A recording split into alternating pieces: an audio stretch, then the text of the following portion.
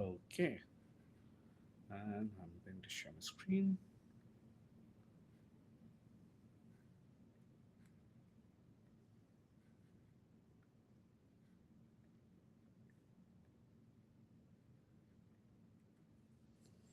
Okay, hi everyone. Thank you for joining today, and welcome to the Tableau Buddy TUG. It's all about giving voice to our community rising stars. Though we have kind of experts right here. So before we go into the main event, I'll talk about a bit about Tableau Buddy. So Tableau Buddy started in 2021, started as a one-to-one mentorship, and it's still running. It's totally free. If you want any career guidance and skilling up in Tableau, you can book a slot with me. Then we have Tableau Buddy TUG. It's the Tableau user group for the people. It's basically I started for the new and upcoming voices in the Tableau community, and it's a platform to just let you start with whatever you know. So don't hesitate to reach out if you want to be a speaker. And then there's something we are prepping up in the Tableau Buddy family that is called Tableau Buddy Sandbox. It's an accelerator program to mentor 18 learners across the globe for 4 months. We'll be launching and sharing all this news soon on LinkedIn as well as on Twitter. So our vision and mission, I think I've already talked about it. It's the only Tableau user group for the people, and our mission is to provide opportunities to new and upcoming voices. And one of the simple thing that I want to say is like enjoy your life and Tableau. If you already love Tableau, I know that is why you're here.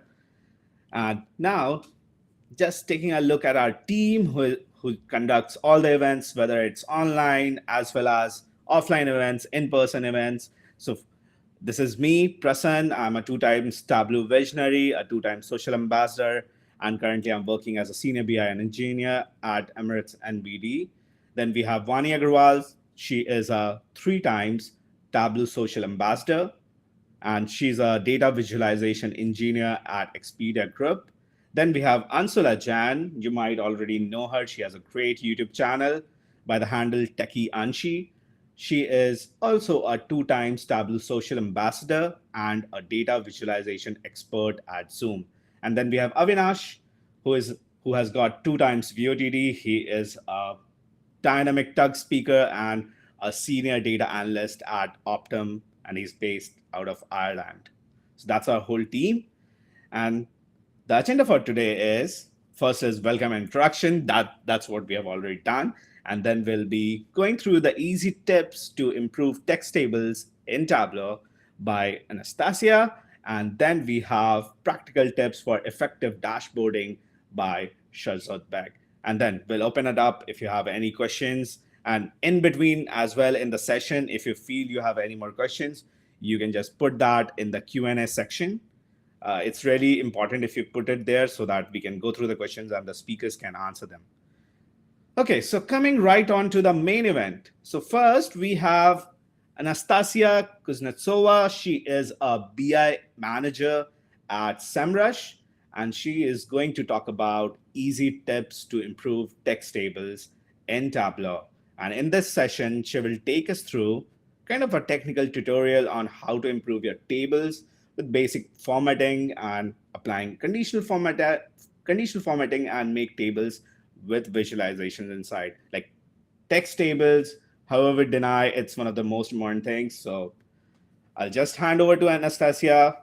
Welcome, Anastasiya, and we are really excited to host you. All right, thank you so much for such a warm presentation. Hi, everyone. I'm very happy that you joined us today. You know, it's Friday, and you're spending Friday in a better way, in the best way possible, probably. All right, let me share my screen. All right, I hope you can see my screen. Is everything good? Yes. All right. Okay, that's me. That's just a short presentation, a short, like introduction of who I am, what I do. I'm not going to talk about details, but the only thing you should know about me that I love data visualization. I love Tableau, and recently I started loving Formula One. That's one of my passions. That's why most of the tables we're going to look at it today are going to be about Formula One. So Sorry, that's just the way it works. So today I want to talk about how you can easily improve some of the text tables you're using. I'm going to talk a little bit about some very basic formatting tips, which doesn't actually need any, any advanced technology, or any advanced skill. I'm also going to talk a little bit about how to create tables with dummy columns, how to create tables with a combination between bar and dynamic chart, and also how tables with map layers. I wanted to start from this short list of rules I created before that. This is the list of tables rules which I got from Better Books book by Jun'24. I highly recommend this book if you haven't read it. It's just must read, and this is just one of the books you want to revisit from time to time, because every time I read something about it, it just you relieve it and something interesting is coming up again. So this is just a short list of rules, and again, the whole this Tableau workbook is going to be available on my Tableau public, so feel free to download it and to look at it, and maybe you'll find something useful. Through all of the rules here, I just want to highlight some of the most important ones. The good thing is that actually Tableau has a pretty good table design, and if you're just going to leave the table as is, it most likely is going to be fine. So, but the problem is that most of the time people try to overcomplicate them. They start to apply too much formatting, too much, I don't know, vision, too much color. So it's becoming a little bit messy. And probably the best advice I can give you here is that minimalism is the best, and try to make it as simple as you can without overwhelming user with all the visuals which you have. So yeah, the first rule is to try to offset the headers from the body, from the body of the table. It can be, again, you can make it bold, you can add a little bit of shading, or you can change the color of the header. Also, try to remove this row banding. The reason for it is, as you probably remember, we have this Gestalt principles, and if something is highlighted with the background, it can be a little bit confusing for the user, because it looks right now that I'm making a focus on a corporate segment, but in reality I don't. It's just for easier reading the rows of the table. So if you feel like your table is needing row banding, try to reconsider another type of data visualization. Maybe it's better not to make a table, but better to make some kind of chart. Try not to make too heavy borders and dividers. It's just going to be a little bit too much. All the things with the left alignments of left alignment of the headers and right alignment of the numbers is usually made by Tableau for you. One of the things I see a lot is about adding too much level of precision into tables, adding too many decimal points and something like that. Again, try to make it simple, try to make it as readable as you can, not try to add all the information. Very simple but very useful rule is to just add a little bit of space for the chart, for the table, because it actually just a little bit of white spaces in your data visualization actually helps you pauses between them, and it makes just the whole structure more readable. Something else I wanted to highlight is, if you have important in the table, try to highlight it. For example, you can highlight outliers, so you can highlight some negative values in the table, and we're going to talk today about that. And for me personally, the best table is a bar chart table, but don't be afraid to add a little bit of visual, transform just a usual text table to a bar chart table, or maybe a highlight table, like a heat map or something.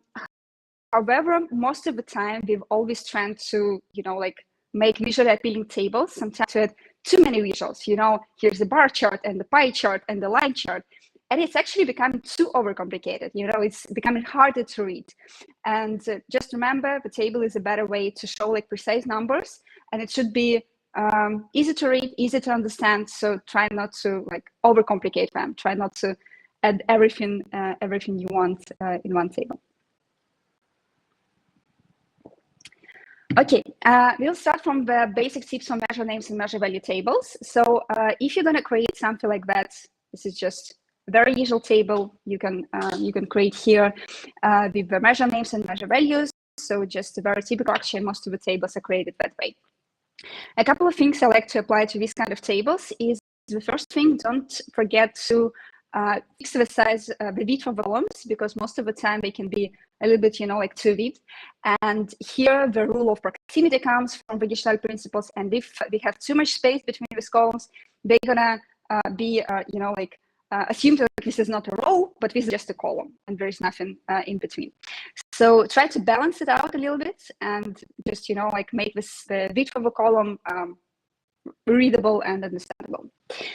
The next thing I'm going to do is I'm going to fix the headers. My actually suggest to you go to the format. The easiest way to go to the format is just to make a right click on the header, go to the format, and here you can, for example, change it to like gray color or something like that. The thing is that most of the time when you have a table, it's easy to understand what is the column header from the values inside it. So it actually can be not like bold with a highlighting. It can be something very simple and almost invisible for the reader.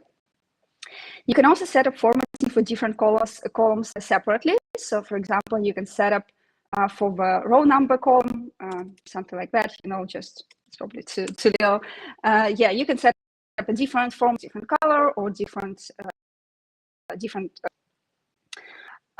Also, I really like to remove all the row dividers which we have right here, because again, if your table is constructed in a way that it's, easy to read, that here are the lines, you can definitely eliminate all the row dividers and all the column dividers which you have, because just like after principles, you don't need that ink to this many pixels going around you, as well as like for zero lines with the bars.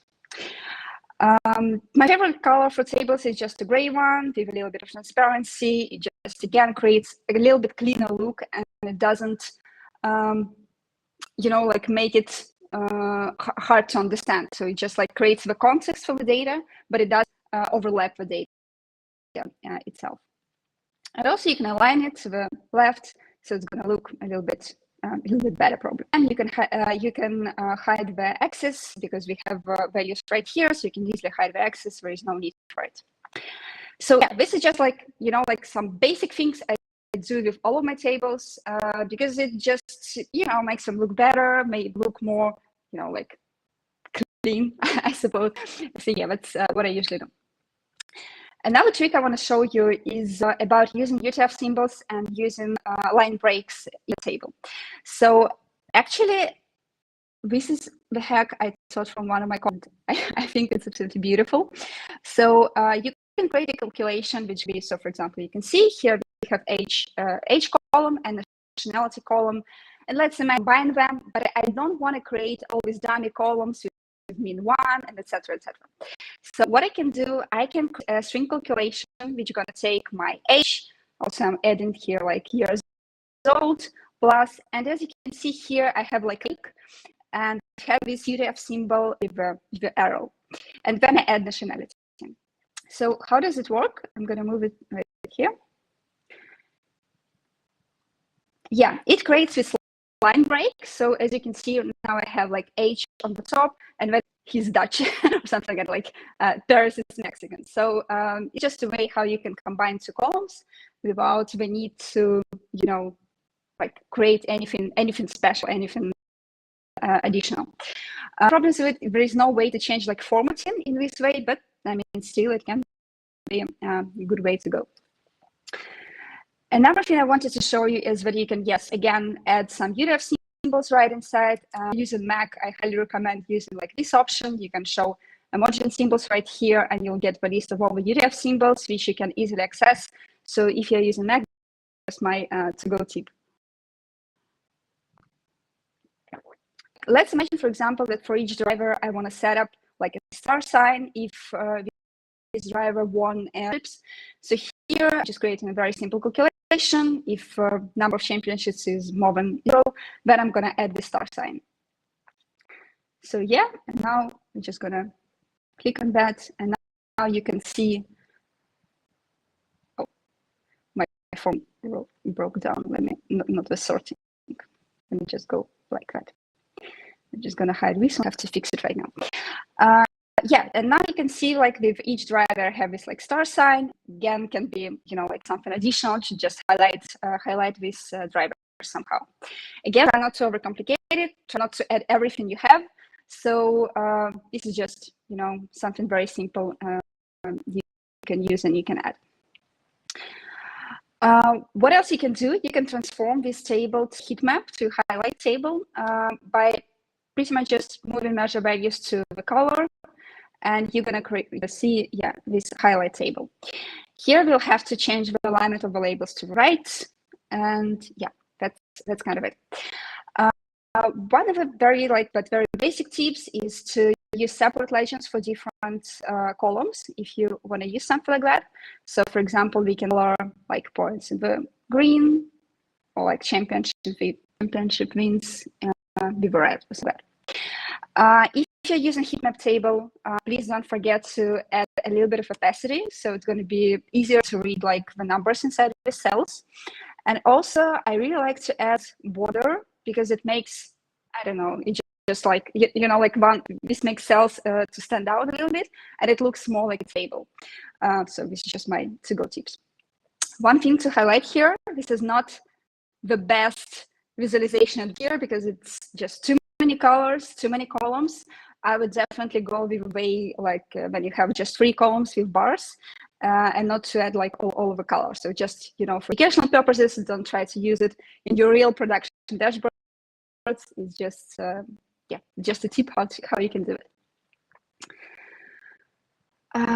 Another way to create a table is to create it with the dummy columns. And it actually gives you much more functionality, much more possibilities to create with, you know, like one of these like Zen masters have, or yeah, the ones you see on Visual Day and the Tableau Public. So what actually happens, let me just unhide it. When you're creating, when you have just usual table with measure names and measure values, there is no way for you to customize each column. So for example, if I'm going to apply the color, it's going to apply for all the columns, or if I'm going to, I don't know, like add additional information, is going to add all of the columns. So there is no way to distinguish them. There is no way to change the formatting of these columns differently. But if you're going to create the table, the dummy columns, or just, you know, like the usual bars, it actually creates a separate mark block for each column. So this allows you to, you know, customize it differently, just the way you want it. Most of the time, you can probably, you know, use something very simple like this. So instead of using measure names and measure values, you're going to have like 4 or 3 different columns. But I mean, again, it's also very usable. You can change formatting for each of these bars as well. But if you want to make it look like more like an advanced table, then these dummy columns would help you a lot. So what is a dummy column? Why I call it dummy? Because it's not a real column. No, we don't have any real values inside it, and we usually code it in a way like mean something inside, or like average something inside.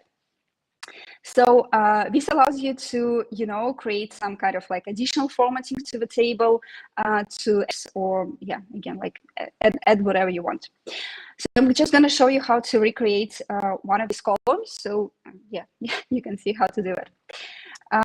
You just have to write down, you don't even have to like materialize this calculation inside Tableau. You can just write it down, like just type in, and you'll get this column.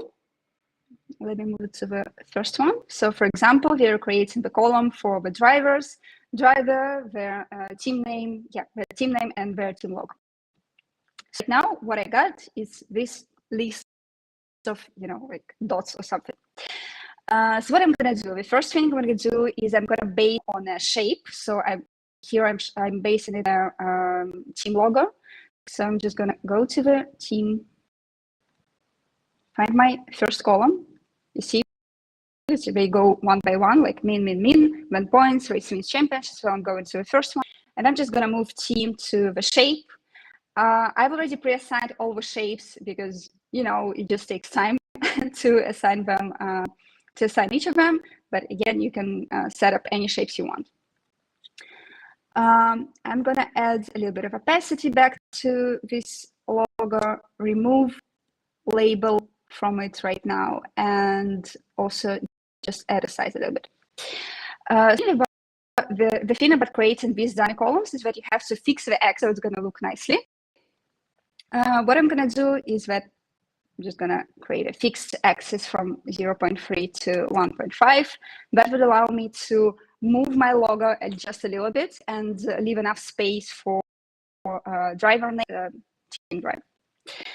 So now I'm going to add my driver to the label, and I'm also going to add my team to the label as well.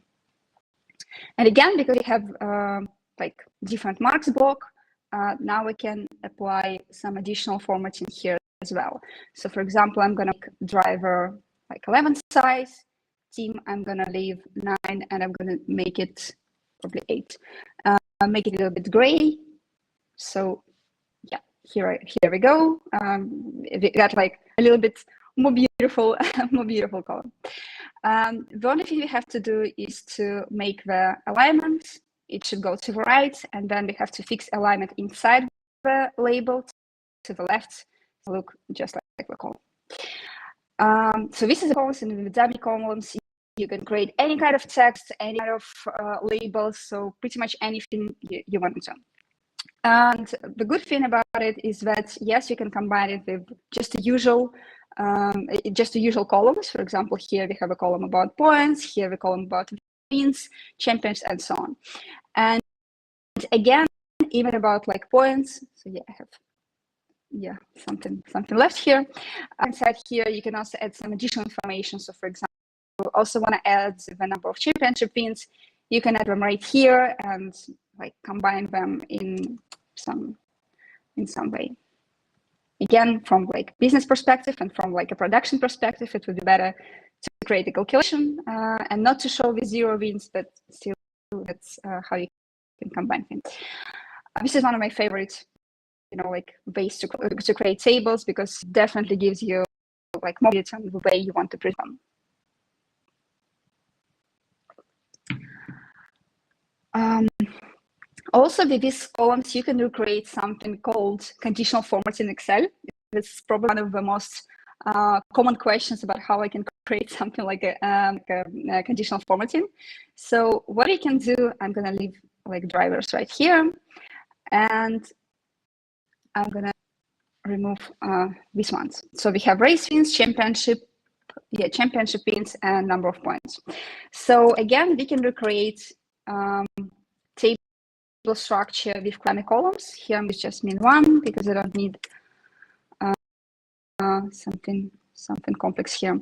And then to the first mission, I'm going to move race wins.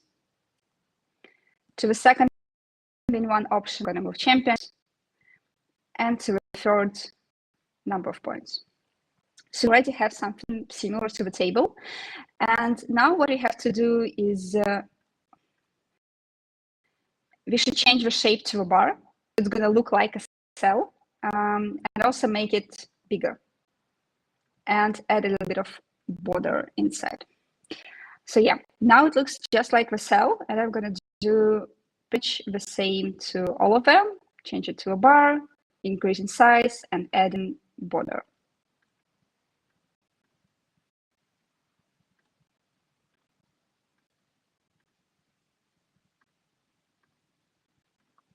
Yeah, so now we have something that very similar to like Excel table.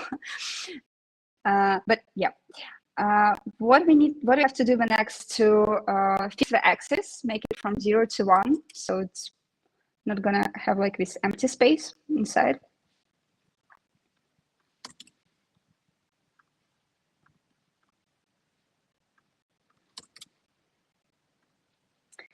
And then just right align all the labels, because that's a basic tip for tables. If you're using text tables, just to text also inside.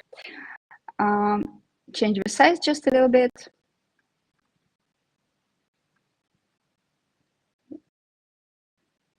Here we'll have to like rechange this structure first.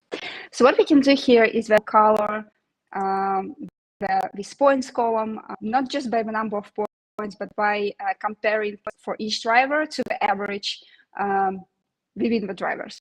So I recreated just before I created a calculation which calculates the percent difference between drivers' points and average number of points in the column. And now we're going to use it. So at first I'm going to add it. Just check that it's calculating correctly. Again, I like to combine different visuals. So for example, if I have something like a main text, and I usually keep it like dark with a 9 size. If it's something additional, I usually change the color to a little bit lighter. Yep, and do something like that. This is the percent. We should definitely percent format.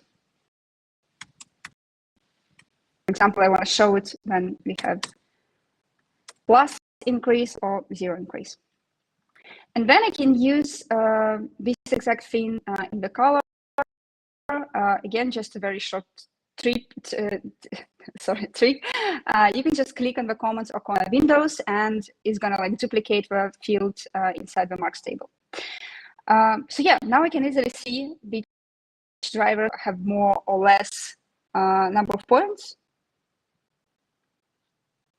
Yep, and that's actually like, you know, like very quick highlighting. I mean, you can change to something like that, or you can add more colors inside it. So that's how you can, you know, like switch it and fix it the way you want it to be. Additional formatting. Again, I don't actually recommend to use anything like that in some of your production dashboards. It might be a little bit too much color, but there are ways where you have to do something like that. For example, like comparison to months or month-over-month tables. So yeah, it can be a useful trick as well. Table with spark lines. Again, as I already said, visual in the table is the best way to.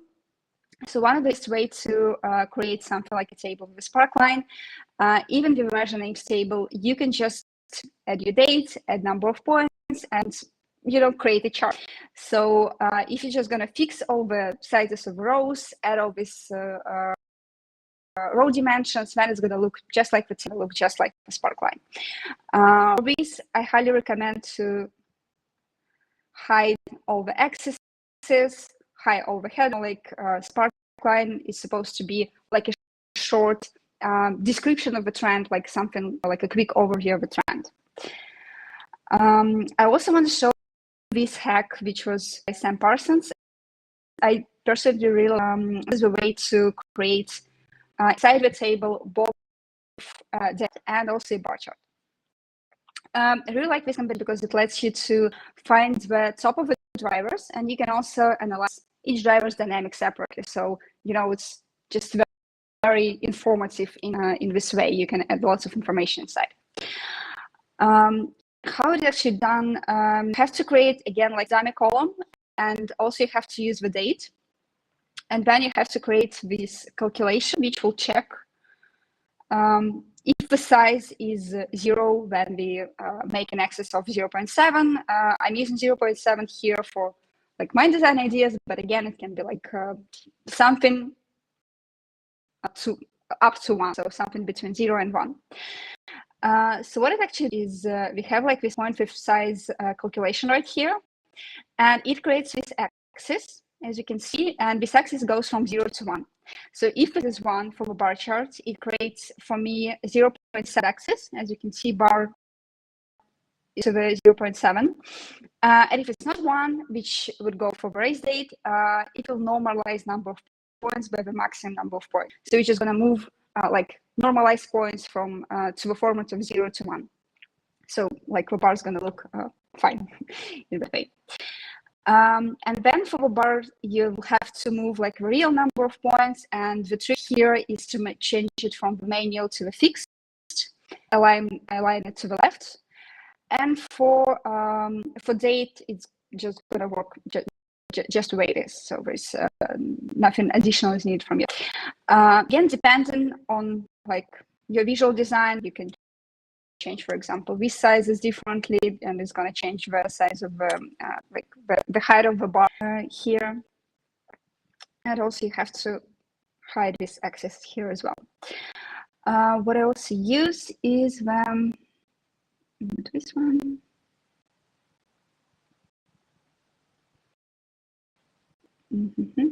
Now I wanted to show you how to change the size of cell size. So here, one of the tricks which might help you is that you can make the cell size a little bit smaller or a little bit bigger. So there are like ways to work with the cell sizes here as well.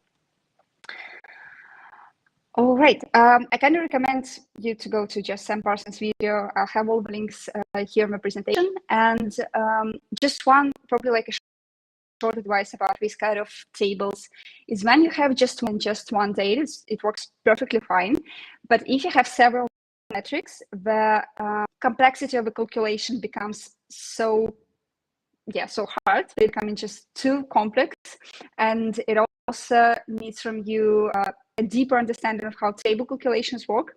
So if you're only the developer and there is nobody else who's going to support something like that in your team, and no other people who understand this type of complex calculations, it's better not to use them, because it really can be hard to, just support this kind of tables.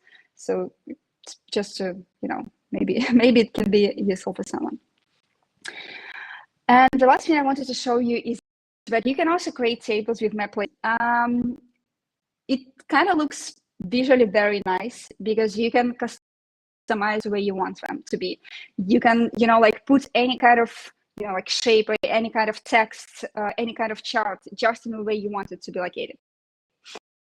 But problem with this kind of tables is that it actually makes too much time to create, because you have to manually create each point for each part, and you should just like think beforehand, like how you're going to create all this kind of like layers between them. So it's going to just take too much time, but they definitely look beautiful. Another problem that they are not very adaptive. So for example, if you want to change something, you're going to have to change the whole structure. Probably you're going to have to change numbers, so it's it's just going to be too hard. Again, that's very nice. We'll go for like iron these, like like Tableau public portfolio, but for production dashboards, I definitely want to recommend something like that, because again, it can be really hard to support these kind of things and change these kind of things. More of just like a trick how you can work with it and what you can do with it. But I definitely personally like try something like that out just once. Like spend with like 5 hours like fixing all the points, because it definitely makes you understand how map layers work, apply them in your future visuals. All right, I'm gonna recommend just look at the tables made by these authors. I personally love them, and all of the like works they usually create, most of it are parts of the tables, so I do recommend it. And just a couple of like important things you can look at it as well. All right, that's kind of it, and I'm ready for the questions. Thank you so much, Anastasiya. It was a great session. Like so many great tips. Coming on to map layers, like you might already know, we are doing so many crazy map layers. So yeah, that's really That's good. why you have so many great developers in your team. There's no other way to do that. So yeah, that's crazy stuff, and all the other tips. I think most of it takes like using the dummy fields out there and how you can customize the tables in a better way. I think it's a great what you wrapped up in only few like 30 minutes. I think this is quite insightful, and I'm already getting messages like, when are we posting the video, so that people can go back and look at it. So thank you so much for the session. Thank you. Thank you so much. I'll go to the questions now. So first question we have is from Ajasvi. He has a question that what is your most favorite tabular layout? Which one did your end users like most? I'm not sure I understand the question fully, but it just probably like the ones I showed.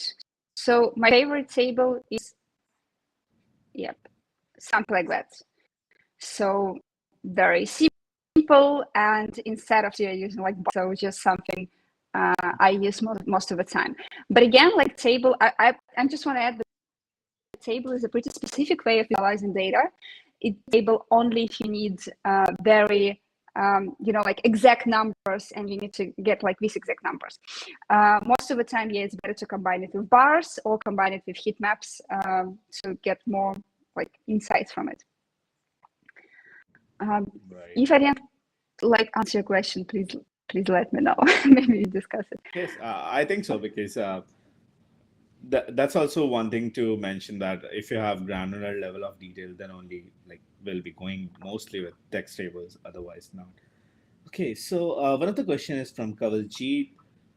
She wants to know which font is the best recommended to use while working with tables with more columns. Like, what's your favorite default Tableau font?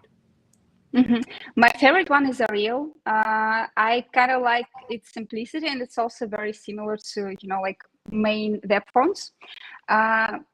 Verdana is too white, so it actually takes too much space sometimes. Tableau fonts, they have so many different ways, like you have light, regular, medium, bold, and there's just so many of them. It can be a little bit overwhelming to use.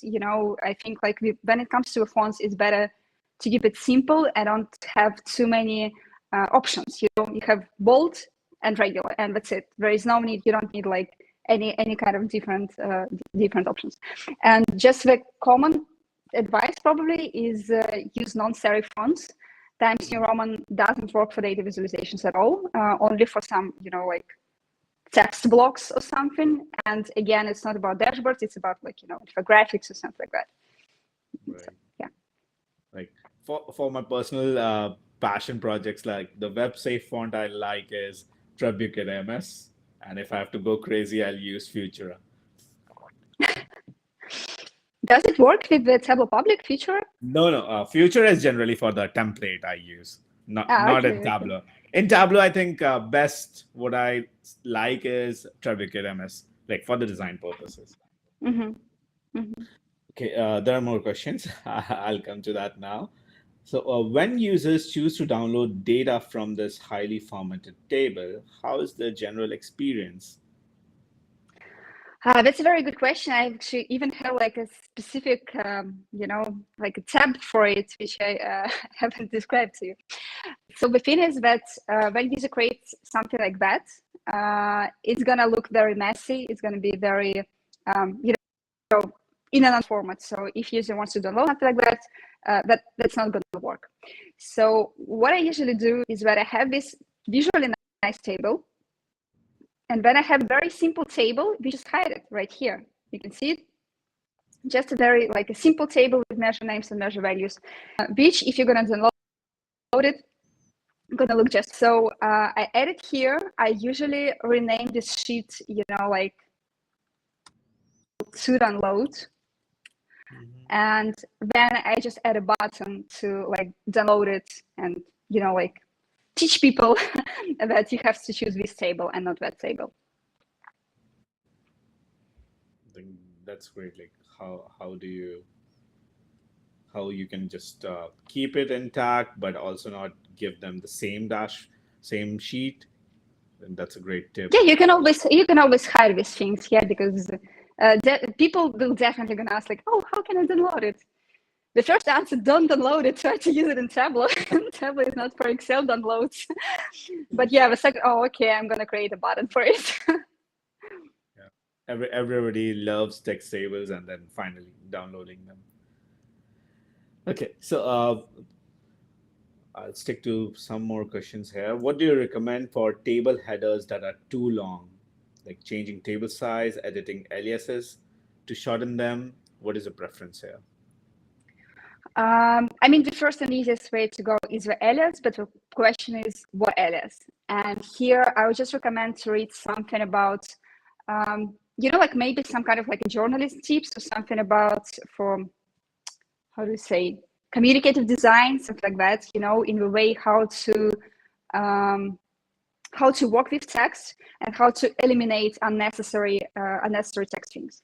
So for example, you can easily eliminate if something, you know, like if you're, for example, having a table about drivers, you don't have to name the column driver name. You can just name it name. Yeah, you don't have to repeat it every time in each column.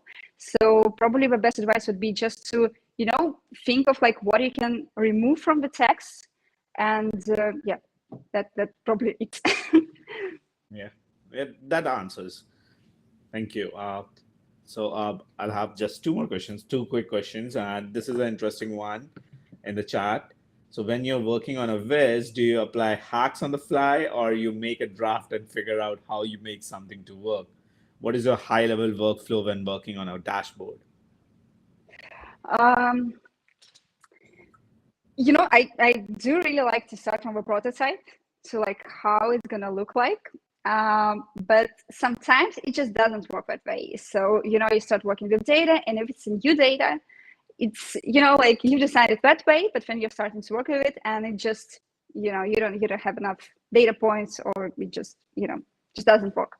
So when I feel that like instead of like copying the design I created before that, I'm starting to customize it too much, I usually try to, okay, it's time to stop and just redesign it again. So we just have to reprototype and think about it once again, because yeah, it's, you know, things It like makes that sense happen. because, yeah, it totally makes sense because sometimes the way you want it might not happen. So you do it earlier, try those hacks, but sometimes you can't.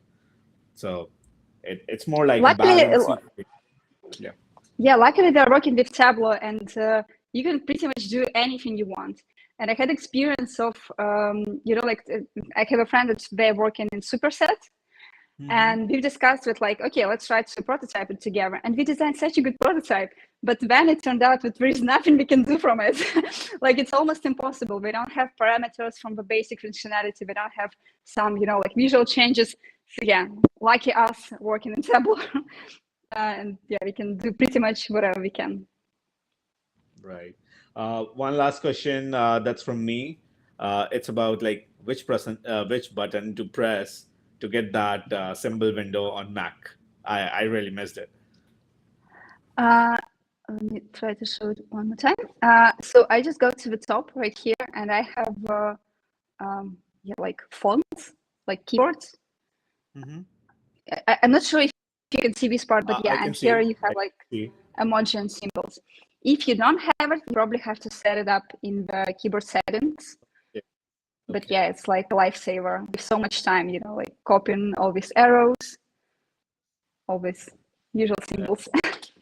I think I need to set it up because I saw it up on the website and I was just pressing it, but it wasn't happening. So there's settings I need to Okay, make. I think I'll find an instruction for you as well. Okay, thank you. Okay, some more questions are still coming, so I'll just pop this up by Dennis. The last question.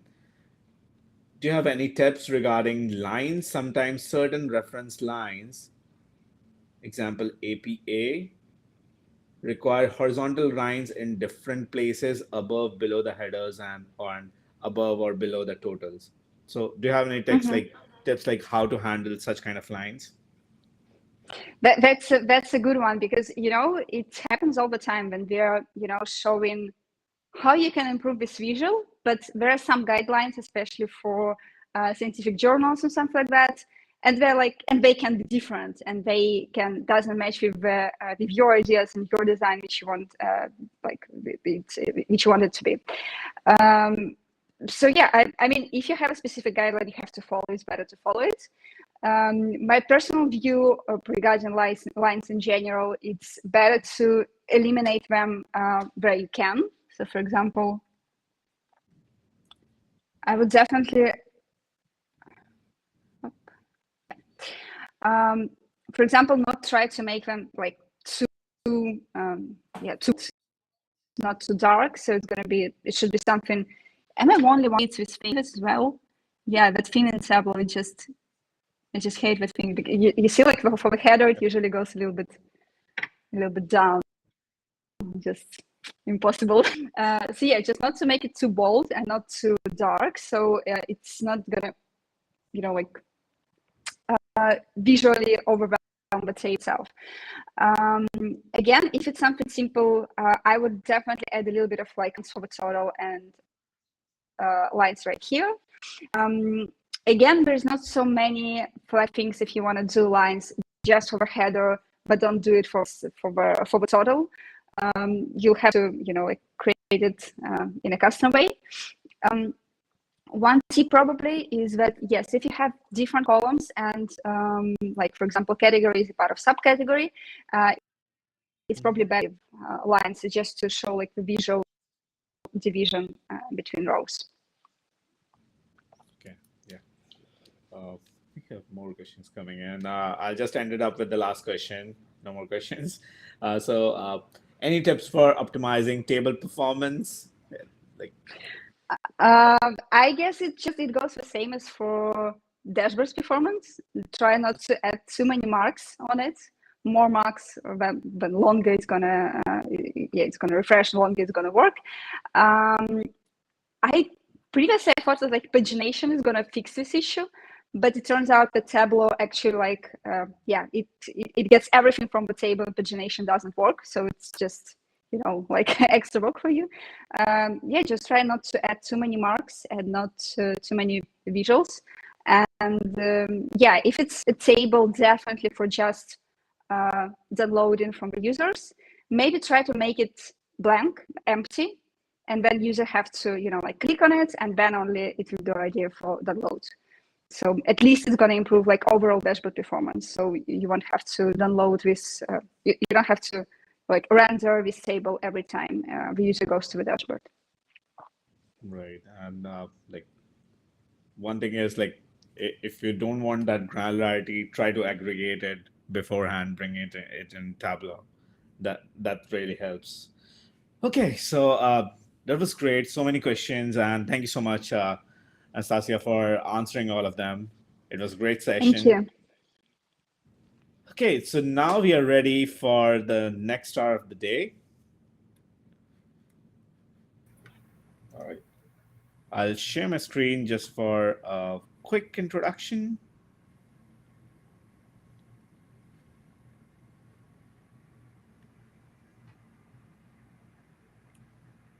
Okay, so next we have Sherzodbek Ibragimov. He's a senior data analyst at Park University, and he's going to take us through practical tips for creating effective dashboards. In this session, he will discuss some practical tips and techniques for designing effective dashboards, and he'll also discuss some of the best practices in dashboard creation for enhancing data visualization and also improving user engagement and ensuring clarity and usability. He has got great dashboards on Tableau Public, and he's going to take us through all of what he does behind the scenes. So I'll just hand it over to Sherzod then. It's all yours, Sherzod. Take it. All right. Good afternoon. For some of the good evening. My name is Sherzodbek. Glad to be here. Nice presentation, Anastasiya. Nastya, really enjoyed. Indeed, text tables are very powerful, and I tried. It's kind of cool. Thanks for sharing so many good tips, and I think you cover some part of my job. So the good news that I have to skip that part, especially formatting part. And did you guys pay attention that she's into like a Formula One? If you have a chance to go to the her profile, Tableau portfolio, she published a lot of cool stuff, and you will see that most often that she does visualize relate to the Formula One. So I'm not surprised to see her like even samples be like a Formula One. I don't know if she does she drive or she's just fan of it. I don't know, but she might ask her separately. But it was kind of fun. And one more thing, I think that Nastya, she also runs like a weekly newsletter. Just let you know, just in case. I'll make sure I post it here in the chat. She does run a Sunday tab. Am I pronounced correctly?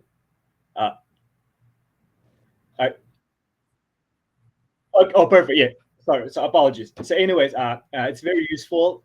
She pretty much compiles the very useful visualizations, tricks, tips, techniques. Definitely worth of signing up for her channel, and she can send weekly what's going on with the community, just just the links, wrap up, and very useful. I'll make sure I drop in the chat box so you can see if there was, but I think it's worth sign up, see what's going on with the community. So thanks so much for the presentation. Thank you so much. Beautiful, It's very nice useful, to hear. enjoyable. Just wow. Thank you. All right. So I'll just again start sharing my screen. Yep. All righty.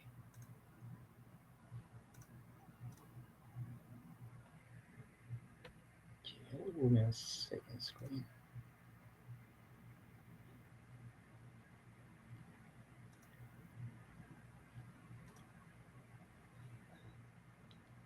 It's up. Yeah. Do you see the full screen? Just the half. You need to go for the screen share. Okay. Just making sure. Sorry, slideshow. Like it's already we can see the screen. How about now? Can you see now, or just? Yeah, we can see it, Okay, but try one there's more this time. notes window also coming in, so you can just Oh, I'm just gonna do this one. close that. Okay. Yes, it's perfect now. Can you see now? Perfect. Yes, it's All right. perfect. Yes. Thank you. So today I'll be talking about the practical tips and techniques for creating the effective dashboard. So a little bit about me. My name is Sherzodbek. It's a long name, so you can just call me Sherzod for short. Either one is fine. Either one is just fine. So my journey started a little bit bigger about me, who I am, how I started journey with the Tableau, the achievements so far I have. So I started my journey with the Tableau 2016 when I was hired, and my organization used to use different tools, and I started offering them opportunity to explore different analytic tools, and I ended up loving exploring the Tableau. We love it. Propose it, we end up buying it. Since then, we love to use it, and great tool.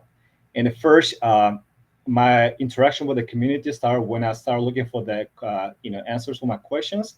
Being being the first time dealing with the Tableau, it wasn't easy. I can be honest with you at the beginning. So I have to go to the Tableau community forums first, and then eventually start liking the idea of helping others, and eventually I kind of addicted to it, and eventually I become one of the top contributors in the community.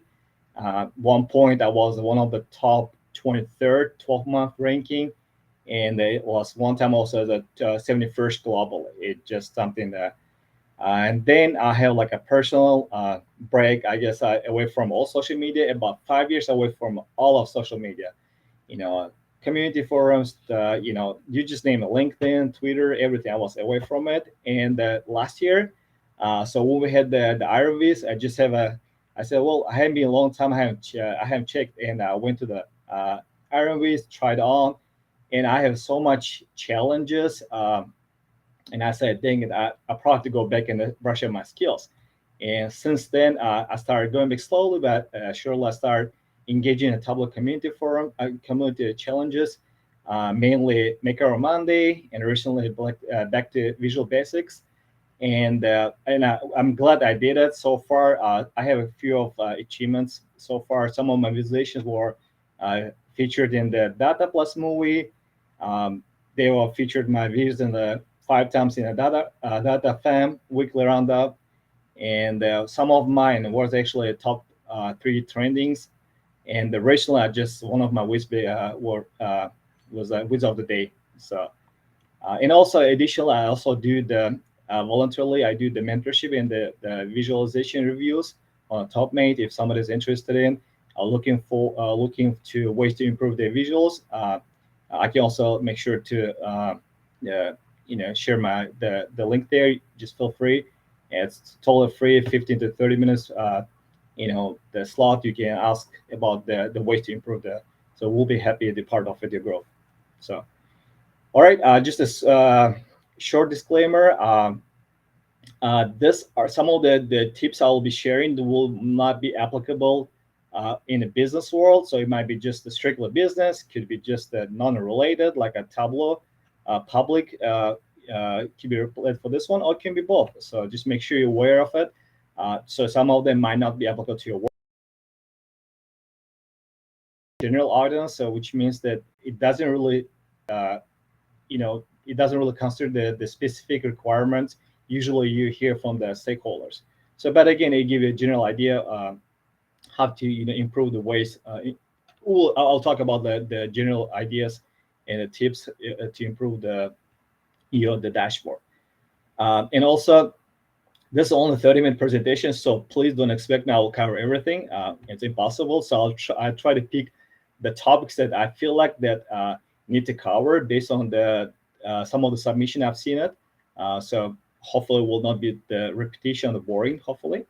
And also I feel like that the most of the time I see that there's a lot of like the ways to improve, especially in the color aspect. So I'll probably gonna cover a little bit heavier on the color aspect than the other part.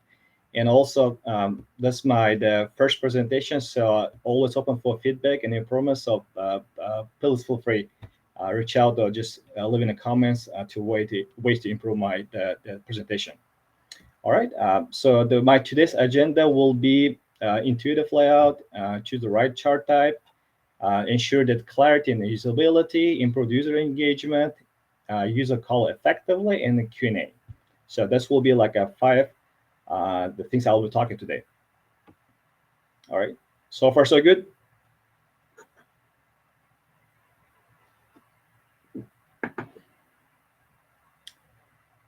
All right. So the first, when you're building the dashboard, make sure that it has some kind of pattern.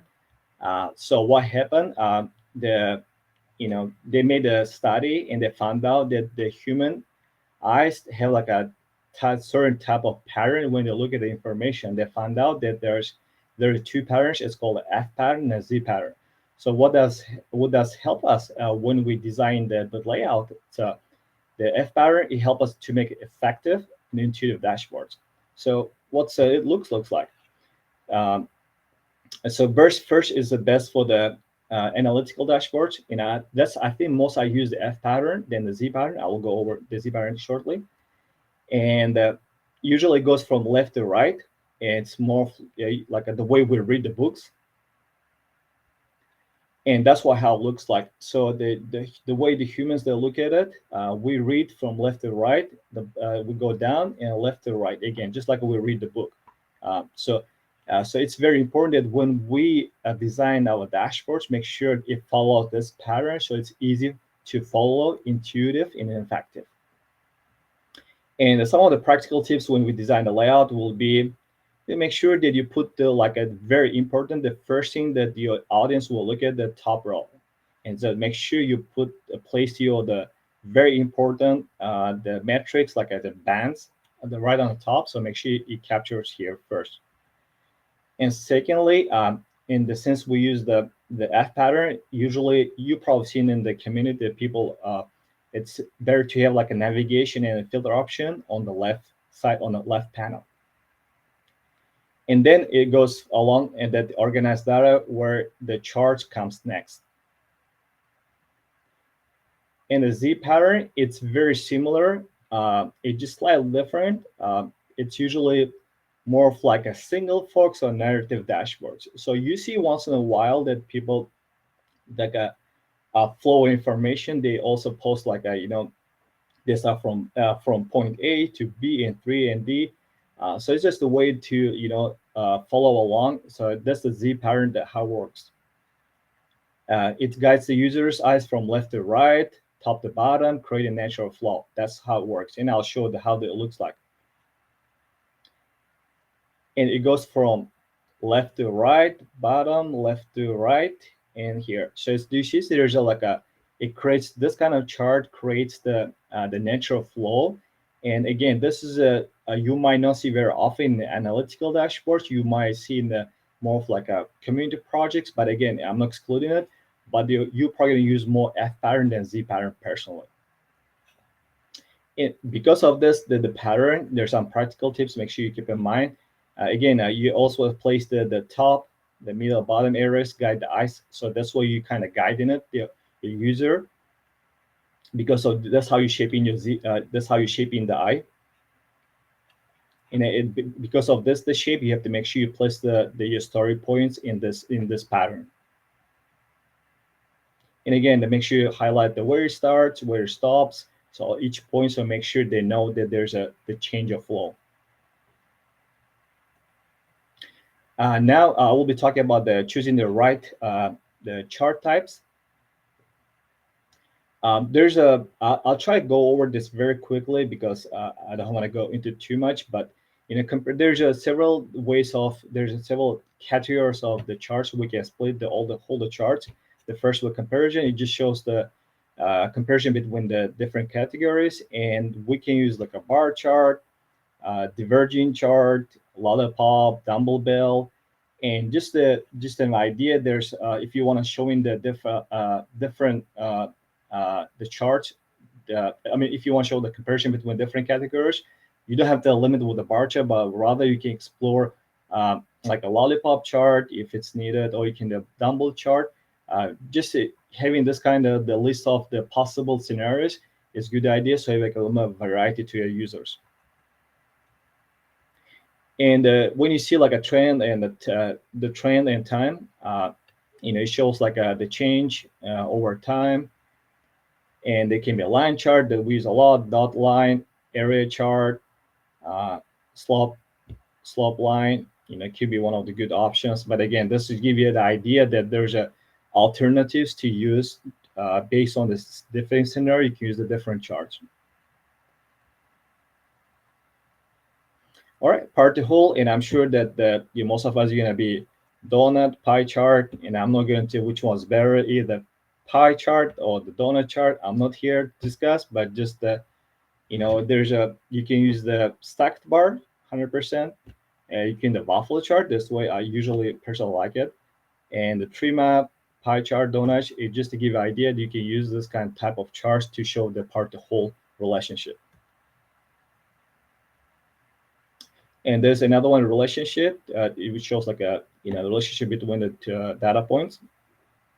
It can be funnel chart, Venn diagram, chart diagram, bubble chart, just to give you a couple of varieties you can use when you are designing the dashboard.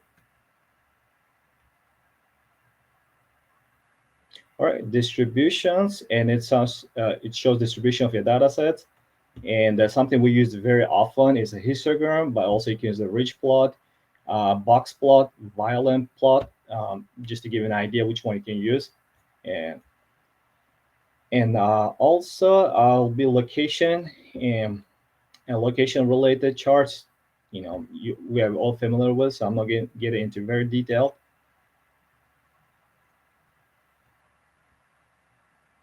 And the bands is this is something I think I should make sure I use it. I mention it.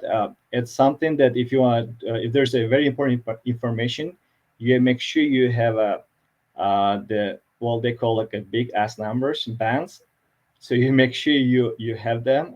So these are very powerful in highlighting and grabbing attention of your users. And here I just want to show so I did one of the submission for the Maker Monday was for week 20. It's showing about the domestic, the gun expert to the world, around the world. And here, right before jumping into any details, the first thing you can see here is like the bands here. It goes like from left to right, F pattern, left to right, left to right. And this is kind of, the first thing they're going to see, again, it's going to be like this here in the first row, like a band. So it's very important. If you have any information you think that are very important, place them very top. That's where the user is going to look at first.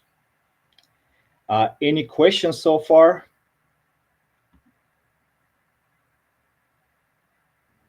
Okay, I guess it's Everything looks so far good? Yes. All right, good. So I'll probably have like a small trivia time. Let me see if I can open it quickly.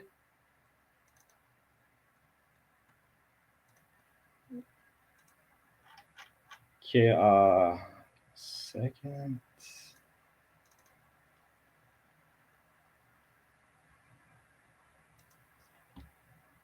All right. I just want to see, and since I don't have anything, I may have to just have you guys message me, and I'm gonna kind of watch your messages here, text messages here. Let's see.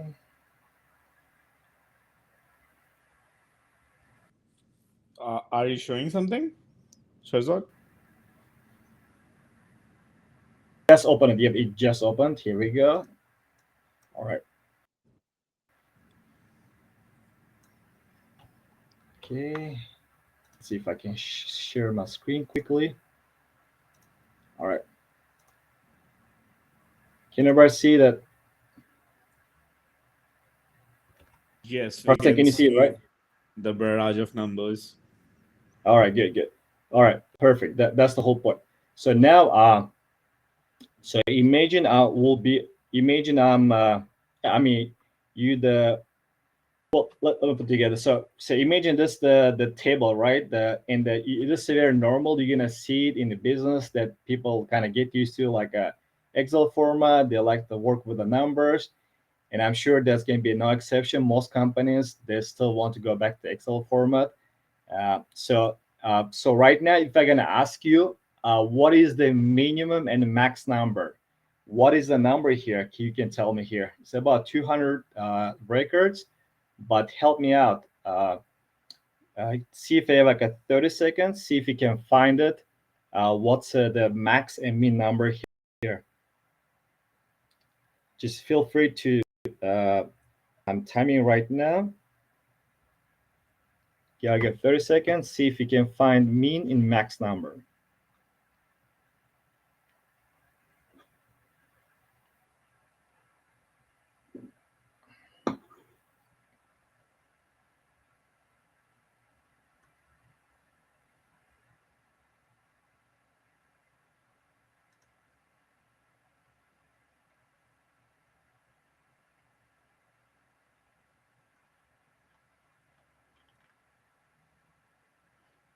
Yep, time is out. Here we go. Oh yeah, somebody say my eyes are hurting. Oh yeah, I agree with you. I totally agree with you. So now, as you can see, having the right chart is very important here. So again, unfortunately, the way they tell them, that our test stakeholders, unfortunately, this type of format doesn't help. So what if I'm gonna go back and I don't can tell the answer yet, but I'm gonna get the point very shortly. I see there's like one or two right answers, but I'll get there. So what if I'm gonna change from this format to the shapes, but the shapes with the size on it? And it looks like it's helping me a little bit because I see here there's some of the larger dots and there are smaller ones. And here I see here, maybe here, and here. And as for the max, there's canvas could be here, could be here. But again, it's not really giving me the like 100% solution. So I may have to use a different technique. I may eventually use the coloring. Wait a minute, it's getting better right now. So I can see it. Again, I can now see that there's some of the dark spots. The actual color based on the the low and high numbers. So now I can see there's going to be potentially here for the low, and for the max could be somewhere here, maybe here. And now I'm going to take it a little bit further. And what if I'm going to add the min max text right there? So now, as you can see, just having the chart and having the right chart and maybe combination chart will help how much it can help you right now. Imagine how long it take you to spot the min and max, maybe like a couple of seconds, not 30 seconds. But here, as you can see, it's very important that we don't just use the any chart, but the chart that works better to help your audience, what they're looking for. Again, I just check it for my purposes, just to demonstrate the importance of using the right chart or the combination of the charts to help the users to find their information they're looking for. So that was the whole idea. All right, and the right answer is 96,989 for the max, and the low was 1307. Let me see if I got it right.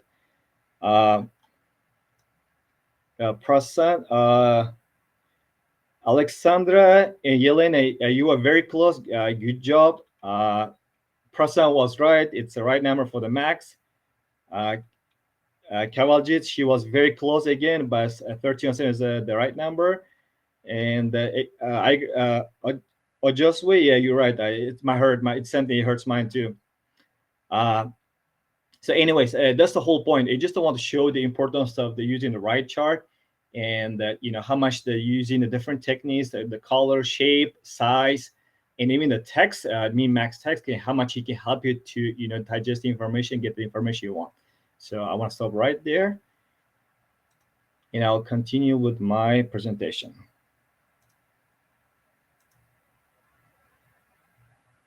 All righty. That's right now.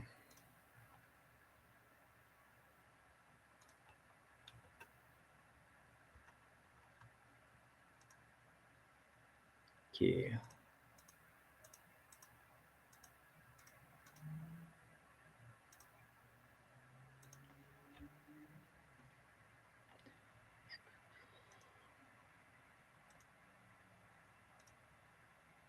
There you go.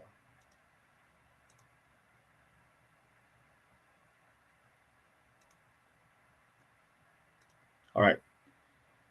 So we're good there. So we're gonna continue. Can you see my screen now?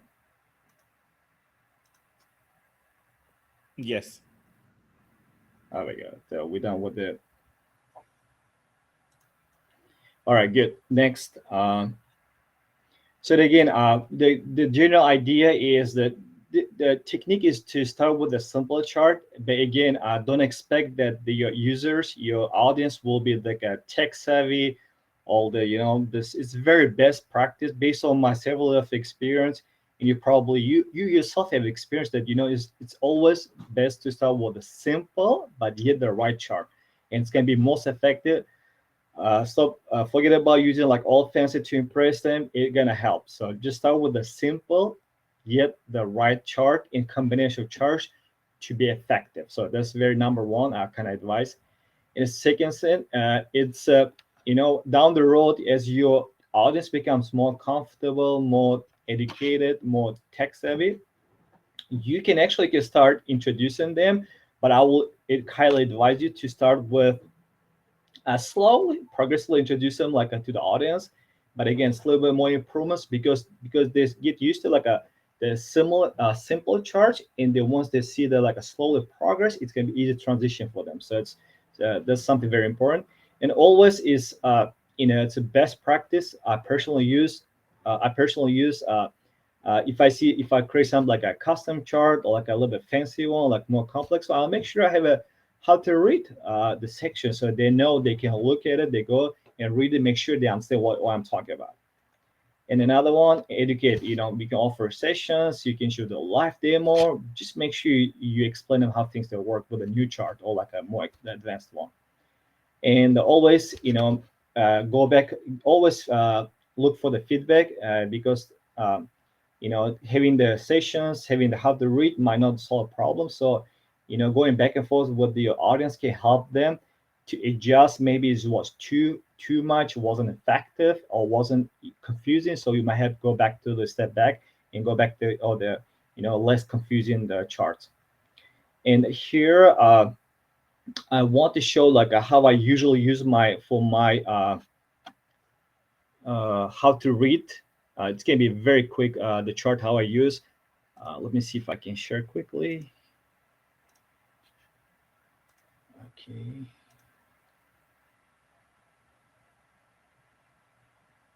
Okay, that's the one. All right. You can see my screen, right? Yes. All right, perfect. Yep. So eventually, I did for the Data Plus movie, and I made something like a custom. This is based on the map layer technique, and this is something it probably might not be intuitive. For example, here the size is different, shape is all the things some of them larger, small, some of them same. So what I did, I create the right before that. Remember F pattern right there, and I get a little bit description here. In the first thing, I will make sure they read the the how to read. So there's like a little bit instruction, what does it mean? And some of them like a different size. I make sure I call out. They say, hey, if it's like a size is higher, it means like a more moves played. If it's small, less. For the runtime, if it's bigger size, it's a longer runtime. It's a smaller, it's a shorter time. So I think that was very powerful, to show them right before they get into the actuals. They have an idea what I was talking about, to say, help explain them. It's going to be easier, effective to show their dashboard. All right. You can go back to the.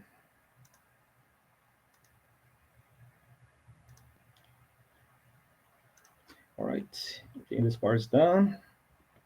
And now I'll be talking about clarity and usability. But again, remember, I've tried to touch base the things that I feel like is more important. But pretty much I will not cover everything. Consistent and a clean format. I feel like the Anastasiya, she covered several of them. I think she gave very good points. And one thing I personally do, I usually remove the when you create automatically, Tableau creates the grid lines, access lines, zero lines, all different kind of things. I usually, for clarity, I usually remove them. It's just because to keep it clean, static, and readable dashboard. And that's what I usually do. But again, it might not be true in every case, but this is my general practice, how I do it. And this is something I did for one of the projects, for my Makermani projects, where as soon as you create this table, Tableau will automatically create the small grids, vertically, horizontally. And again, it's not bad at all. And you can live further. What if I'm gonna make a little bit extra cleaning? And what about now? Now first I remove the grid lines and I make a little bit like a background color, and it's much more cleaner. It's more effective. So this is something to keep in mind, to make sure you keep the clean format. It helps with the reader.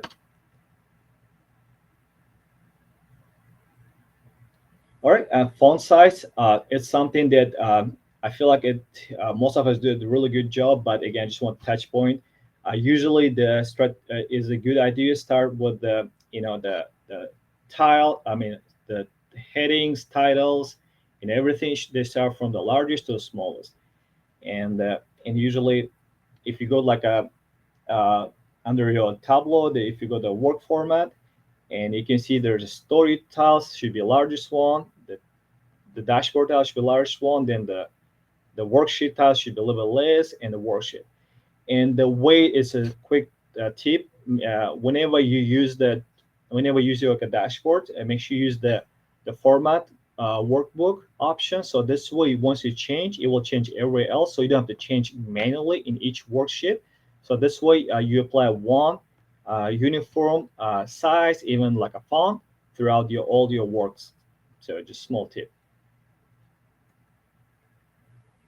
The guidance, again, don't assume that everybody will know how to use it. Again, especially assume that imagine like, especially like for example, when I do like submit my Maker Monday submissions, and I assume there's going to be people that are very savvy, some people with different backgrounds who never used before. They might even never heard about the Tableau itself. You just came across something. So I'll make sure that I have some guidance, which can be using the small icons, shapes, like a narrative, directional words. Just help us to have to start with a dashboard, even instead of like overwhelming them. And this is something I did recently. This was one of my reasons for the number of deaths from natural disasters for the between 1900 to 2020 is a decadal number. And there was a couple of things I did. The first, I just point out here. Oops, my bad. Here, I'm just pointing that here. Click here. You're gonna get the information. Here, I have an icon, info information. It shows when you click it, it gives some information about what does it mean the metric wise. And here they have another option here. When you hover, it will tell you click on it to have an extra option to highlight. So it pretty much, when you look at it, the small icon section will help them. Again, you can use just the icon, just the directional words, can be shapes, anything, but make sure you have them to help you with the users. Font styles, I don't get into is very personal one, but I try to pay attention. What it does actually, it helps to improve the readability, is user experience, and aesthetics. So it's very important for me. It's not necessarily, it's all in the business settings. It might not be very useful unless the company wants to use their business font. But it's something to keep in mind. Just give you extra touch. So nothing really fancy. But the most important things, they use the clear and readable fonts. Don't use the fancy ones like unless it's for the fun project, right? Avoid too distractive decorative fonts. Definitely is too much, because you want to make sure that the main focus is the charts, your dashboard, your storytelling, not the fonts, not the colors. And use the consistent fonts across dashboards. There's something recommended, but if for any reason you want to have two different the fonts you kind of like it, the first you can have the one font for the headings and one for the rest of your text. And you can also use the bold, italics, even the colors to emphasize a certain points, data points, or insights. This is one of my the titles for the Maker on Monday projects I did, and here I use it's not a Tableau native. I have to download separately.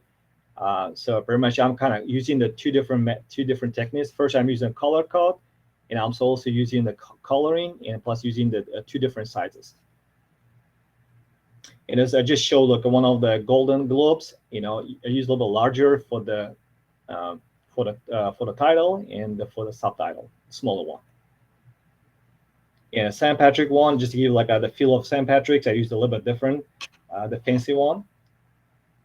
And there's another one, and this was for the Marvel. I want to kind of imitate the Marvel, the style in this. I was doing something for the Marvel movies financial metrics, and I want to reflect that the Marvel movie style in the dashboard title. And you can get the free. That's why I usually go fontspace.com. You can go and get there are a lot of free fonts. All you have to do is just download it, and once you click on it, it will automatically install it. And you close your Tableau, go back, it will be there. So if you want to kind of give extra touch to your dashboard, make sure you use the extra fonts. But again, go overboard.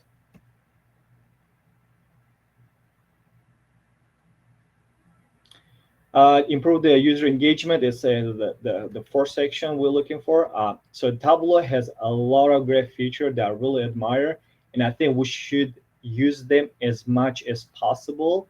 And I think they will help a lot with the user engagement. Use the filters. It helps you to help the users with the specifying data. Drill down options, you can drill down further down, like a dynamic zone visibility could be a great option. Tooltips give you extra information that cannot be placed on. So if your dashboard is already full and you don't want to place it, but you can place it in the tooltips, give you extra information. I use a lot tooltips. Filter action, very useful. That's why I use it a lot as well too. The highlight, especially a very large number in the maps, for example, in the states or a world map. And for me personally, I know it might be the best in the geography. So having the highlighter option will help me when I type in the country number. It will highlight me on the map. So it's kind of cool to help you guide the user. And URL actions, you want to take this user to different place. Just make sure you use the URL action. In navigation sheets, you have more than different sheets, like one dashboard can be for the executives. The second could be just a breaking down more analytic one, and the third one can be like a more operational one. And you can have a navigation to go through to toggle between the sheets. And I'm gonna go over quickly with one of my how we doing with the person, how we doing with the time so far. It's fine. If we can continue, no worries. Okay, I'll just, you know what? I'll just go ahead and I think the next ones will be much more interesting. So, the user calls effectively. I think that's the part I'm probably gonna go ahead and spend a little bit more on it. But it's very interesting. So color should be intuitive, because we as a humans, we have like an intuition to associate the certain things with the with the items, with the events, with the, and for example, a traffic light. We know the red, red you have to stop. Excuse me. The red you have to stop. The yellow means to get ready. Green, you're good to go, right? So same thing. You can use the same concept. Red color we can associate usually with, as a human, we usually associate with the negative values, with the errors, warnings. So whenever you have some kind of, the loss, the negative errors or like negative values, make sure you use the red color. But don't use for the growth, don't use for the profit, like a positive profit. Yellow color we can use for the cautions, to some get attention. It's not necessarily like a very urgent one, but you need attention, And green color usually means for the positive values, like I mentioned. And now, so I'll give ahead what does it mean. So this is a map, and this shows the how much sunlight reached the part of the world. Looks good so far. Looks good, guys. With this one, any question about it? Does it really look like it's the map that's showing distribution of? Just give me a couple of yes or no, so I understand. Make sure that before I move on.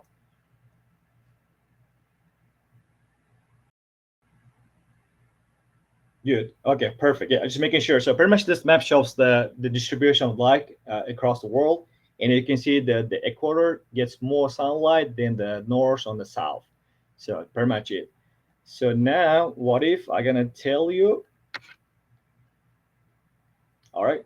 So what about this one? What do you guys think? What does it represent? Feel free. It's way nicer. Yeah, John, that's a really good point. It's very nicer. Forest, Kirti, that's good.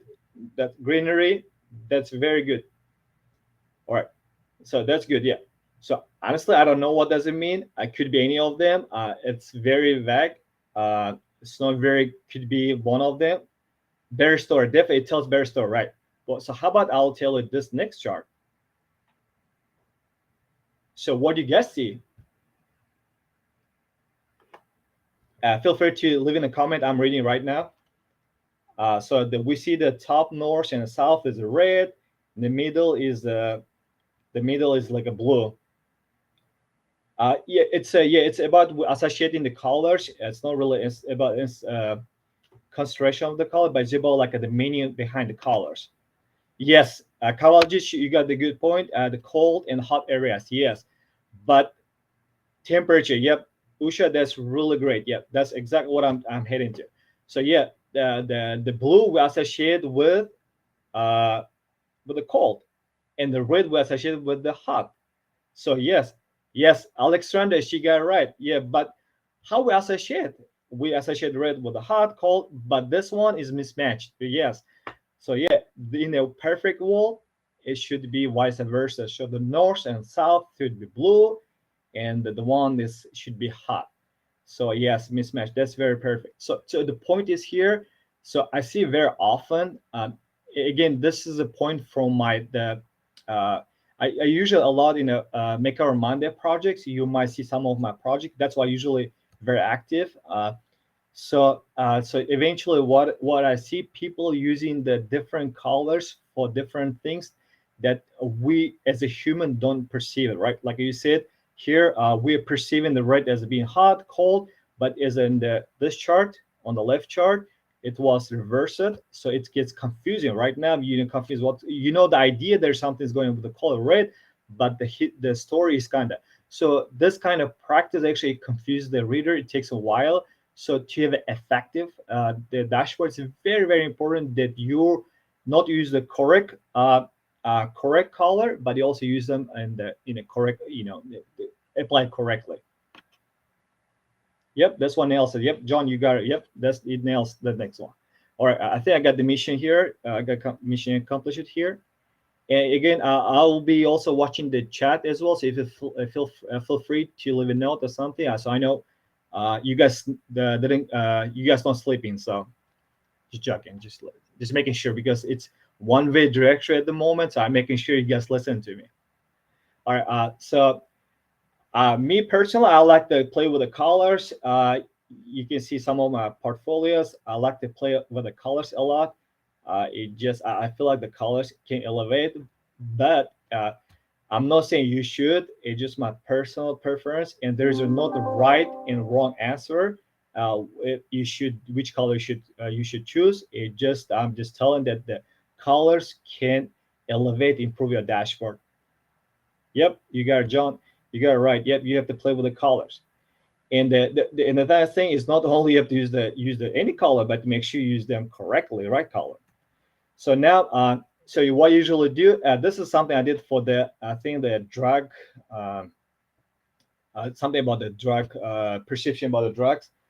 So I did that's what the chart I did. But right now I'm using the Tableau standard colors, and that's how it looks like. Actually, it's not bad. What do you guys think? Looks good? I mean, yeah, it's not bad actually. So yep, I agree, John. You're right. I like the Tableau has. I mean, again, automatically when you assign them, it will give some colors. It is confusing though. You're right. The percentage, I believe, the number of people they either say yes or no, or like something like this. But I can't remember exactly the details. But the percentage was the point is here is about the colors. But the colors also. What if I'm gonna take this to next level and I'm gonna use my custom colors? So now, what do you guys think now? And now here I'm breaking down the man to more blue and the woman to the more pink. But again, not trying to be biased here. It's just how we are usually associated. But again, this is a big topic. It's very controversial. I don't want to get into it. But overall, in a very general one, association to different color to dangers, it helps you better in having like more colors.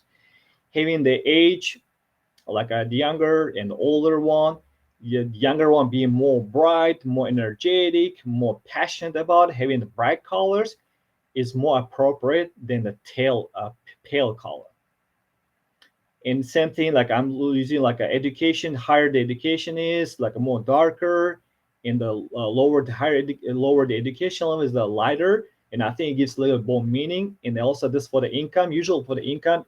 So you can imagine that we can associate with the, for example, with the gold. Yeah, Alexandra, yes, I agree with you. And again, there's probably different ways of displaying this chart. But again, this was the public data, and it was challenge, and I want to try something different. And this is called a Voronoi chart. It's not a pie chart, but it's very similar, but it's set up a little bit differently.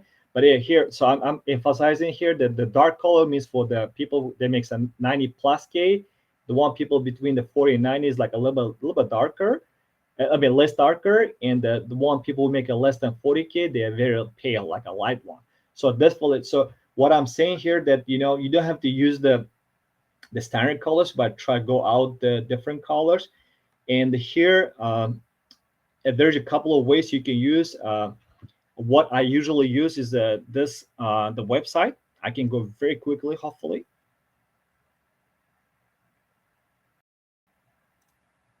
Okay.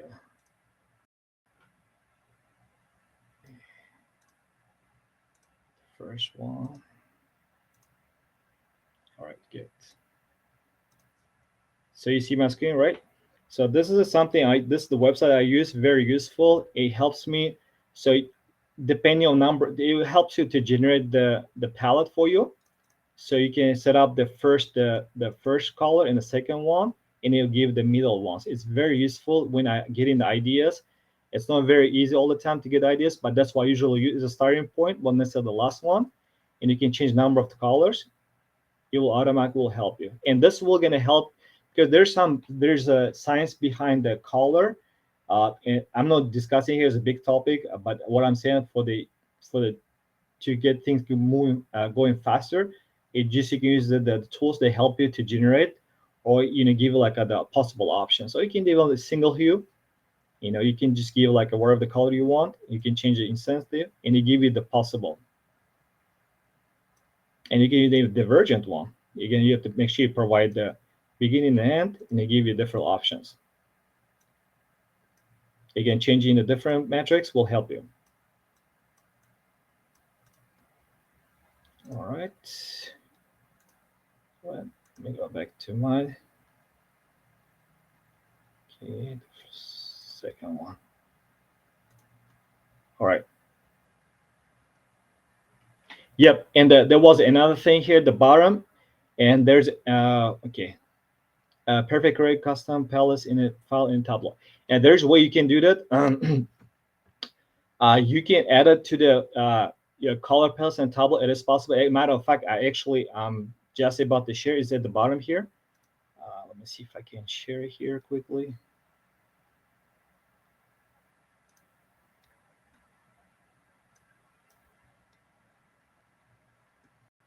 All right, this is a website.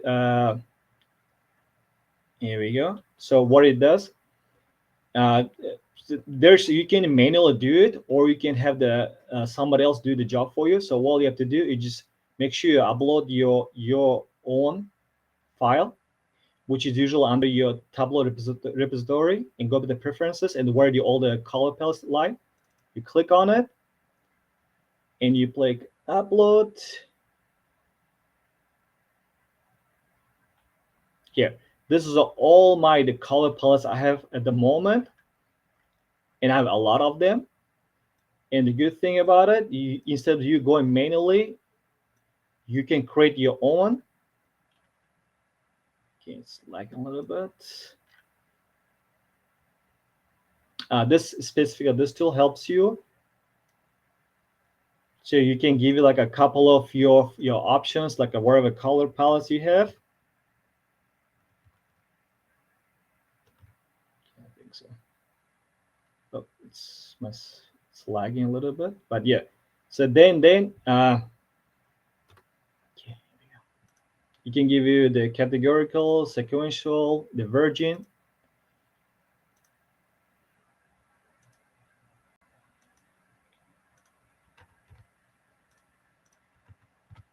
Here we go.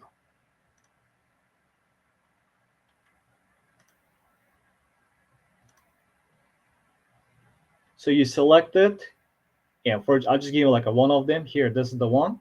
I select these options here, and they automatically will give options for the sequential, for the categorical, and they give you these options. So all you have to do next. Okay, here we go. I have to scroll all the way up. Okay. Come on.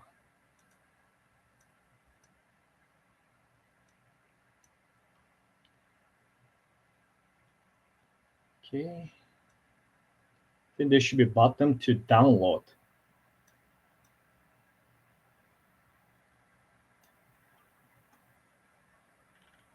Sorry guys, it takes a little longer because I have a lot of palettes.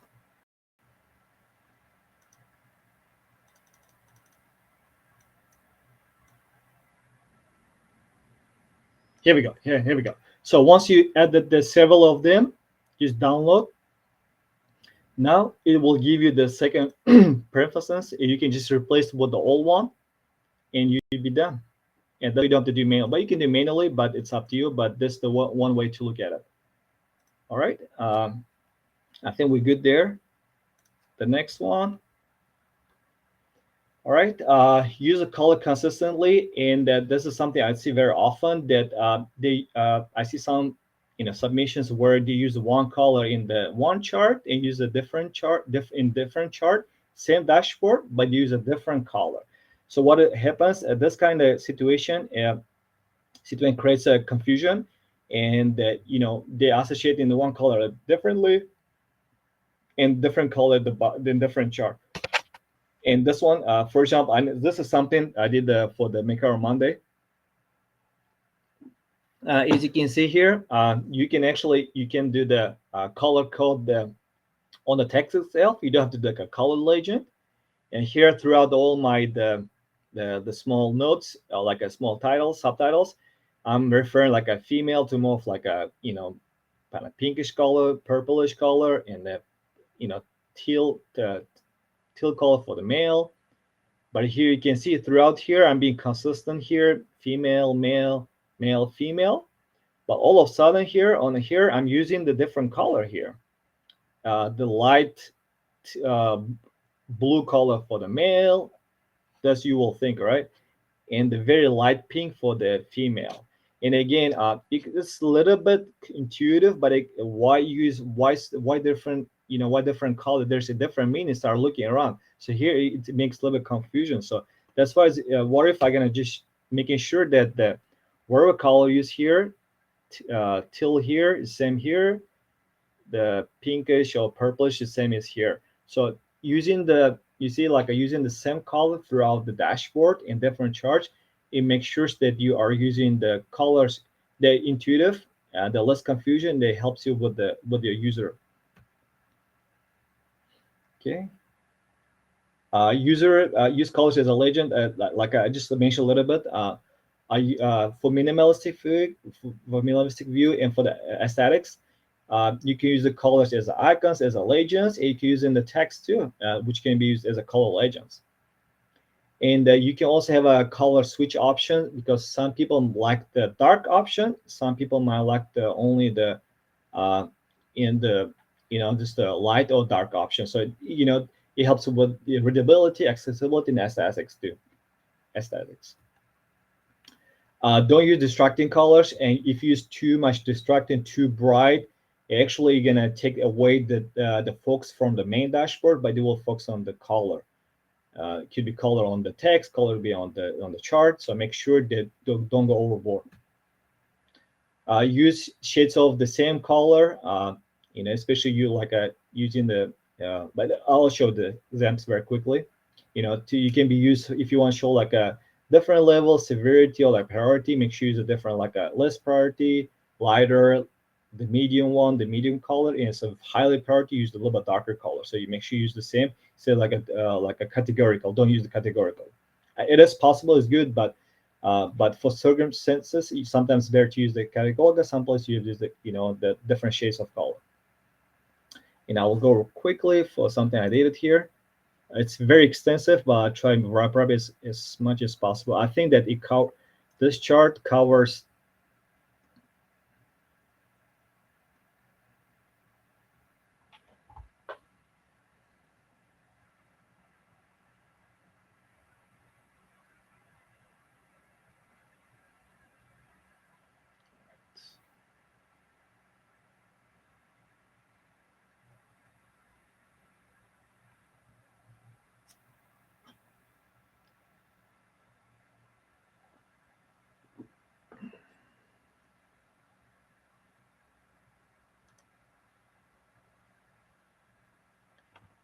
All right, so it's a little bit heavier, it's a little bigger file, but I'll try to wrap it up.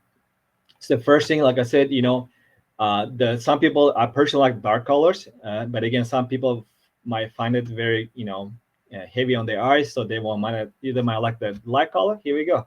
Just click on it. Hopefully that's faster.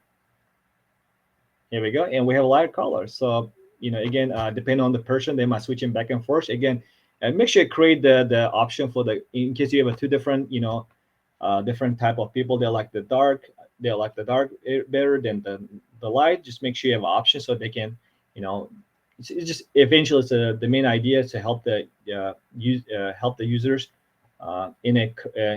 create the effective dashboards. And second thing, I'm using the color as a legend here, the best for the blue for the best and worst for the red, and something we associate with. Could be green too, but pick the best for the blue. And here also this chart, and again, how to read, making sure this is a kind of custom chart using the map layer.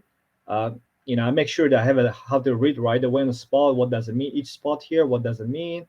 What they represent here. And also, as you can see here, I'm saying the 4 quantitative factors. And here, I'm coloring them with the yellow color. And I'm also saying like the 5 qualitative factors. And I'm also making sure that I'll talk in there's 1, 2, 3, 4, 5. And again, you remember if I said like a different shaders use it for the best, but the good could be best, could be better. And that's why I'm making sure I'm two different shades here, dark blue and the light blue. In neutral, we usually we associate the neutral ones with the no growth with the gray, and the worst for the dark red, and the bad with the just the red.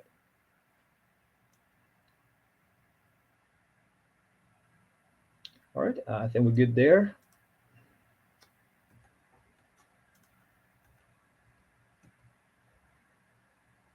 Also limit the number of colors, and I see very often that if you have more than, I will say this is a personal one, and again some people might argue here, if you have too much colors, make them more than 5. I will say maybe even 7, but if it's less is better. But the more the number of colors you have, it gets very confusing. It's better to you can do a couple of things. The first, you can use only the color, one color for the highlighted, and the gray out the rest of them. So this way the focus will be on the one selected. Or you can do you can compare the selected against the other. So you're gonna select the one, and the rest of them will be the other colors. And the third one will be the compare the selected against the average. So that's going to be one of the technique you can do instead of having like all colors for all of them. So now this is something I did back in 2019. So it's about the attendance between 2000 and 2018, and this shows the how each NFL teams ranked based on the attendance. And right now the Chicago is selected here. The rank in Chicago is from here. I don't know if you guys can see or no, but there's like about 40. I'm sorry. 2, 3, 4, 5, 6, 7, 8, 9, 10, 11, 12, 13. About 29 the teams here. So it means there's about 20, not 29, but it's about 20 different colors here. But it's very confusing to know which one is which. I mean, only thing I can probably see is because I had this option, like extra information here. They start with a 22 rank and they go to 1. But again, it's very confusing, not really informative, massive, not readable, not useful. So how about they use one of the techniques? You're gonna keep the one selected highlighted, bolded, and color it, and the rest keep the graph. And as you can see, this information is way better. I know we want to give everything, but sometimes everything could make everything nothing. So again, it's better to start with the one, especially with more dimension, more information going on, many dimensions going on. It's better to focus on one at a time, so you can focus on the one and get out everything. I think I went over my time limit, so I apologize for this one. I was overexcited, I guess. I stayed last night until 3:30 or so. I was excited, and by the time I realized I have so many things going on, but I thought it will be useful. So I'm done with my presentation. I hope you find helpful, and feel free with any questions. Thank you so much, Sherzod, for a great session, like covering each of the aspects of a visualization with examples. That's really great. Like I think people will certainly go to the video again and look up to, because there are so many tips to see and implement and see how you have used it. That's really commendable. And we'll also share all of your links on the YouTube channel along with the video as well, so people can get that information from there.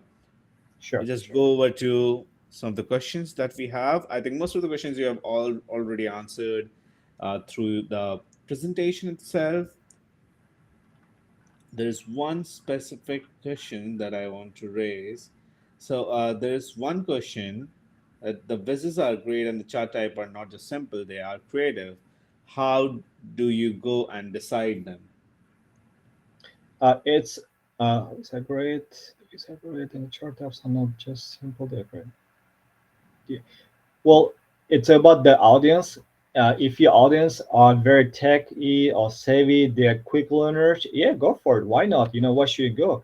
But if you are I mean, being creative is great, but sometimes if you're working with the stakeholders, the business people, they want something easy to understand. They want to spend time to figure out what's going on, and they want a quick, straightforward answer. So again, it all depends audience. And again, remember but usually when you are designing, there are several steps, and the first step to start with is know your audience. If you don't know audience, if you don't never succeed. So make sure the number one is your audience. For example, the way I was showing is most of them that make our Monday because I cannot share my work related, right?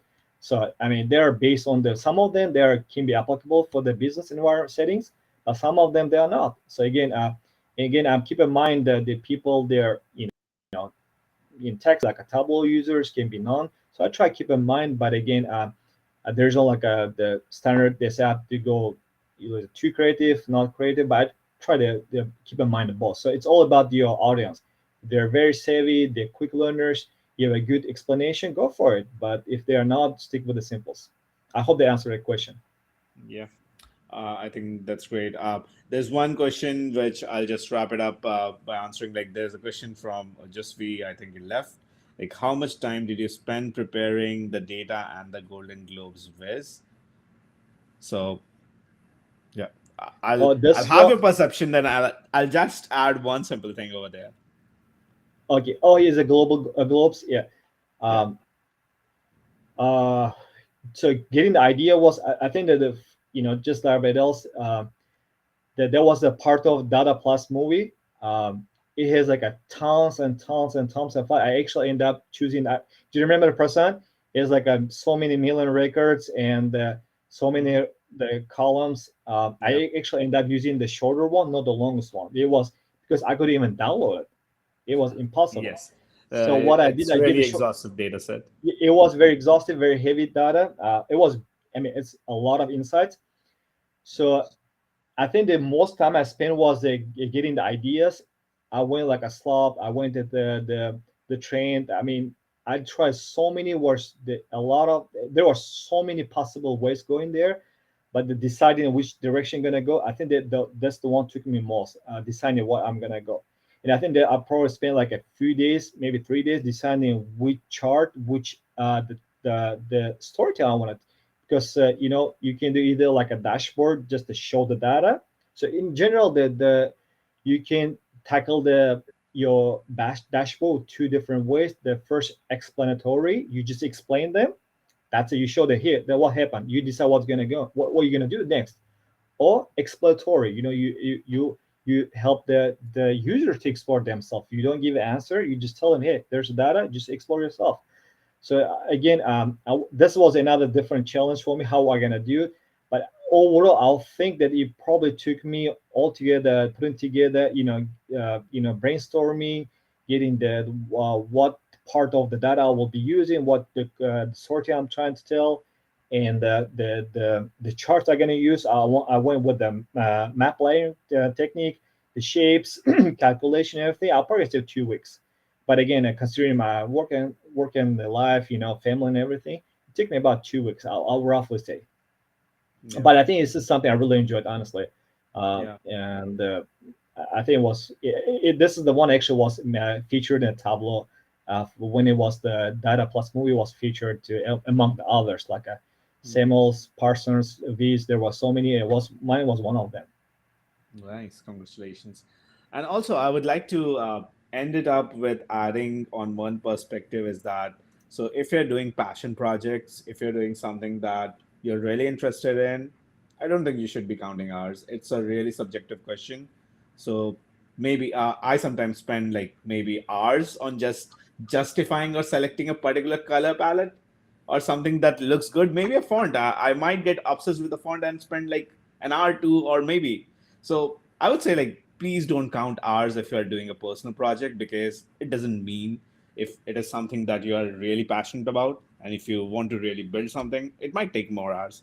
It's not something that you should measure. Even at work, like if you want to do a quick one, that's fine. But if you want to do something good, maybe you will spend hours hacking your way through. Like Anastasia had these tips. So like it's not something that came to her on first shot, right? She practiced as well. So it takes time. So please, like, take your time, have patience, and you have already learned a lot today. So I'll just take a breather now. Thank you so much, both of you. It was a really killing session from both of you. Lots of insights, lots of information, and so glad to have you here, Yeah. both of you. And I'm leaving a link here just in case you guys want to follow the Tableau work or like a LinkedIn. Just feel free. Just the information here you can just use your camera or something just to I usually participate in a Tableau. I'm sorry, Maker Monday challenges, and once in a while I do the back to V's and the other randomly, but mainly my focus on the Maker Monday. You can follow me along, just there. So yeah, Yeah, we'll share all these yeah, links as well, yeah, Sherzod. So if because there are only few people who are left here, so we'll do that as well. And yes, please connect with him. He's doing great work. He's sharing his knowledge on LinkedIn as well. And also Anastasia had had his this sun data. That's a really good one that Sherzod also mentioned. So we'll share all these links with you, and it will be all on the YouTube channel. Thank you so much for being here, thanks much guys, everyone. and Really enjoyed. yeah, and happy weekend, and enjoy your day. Thank you. Thank you for having the person. Thank you.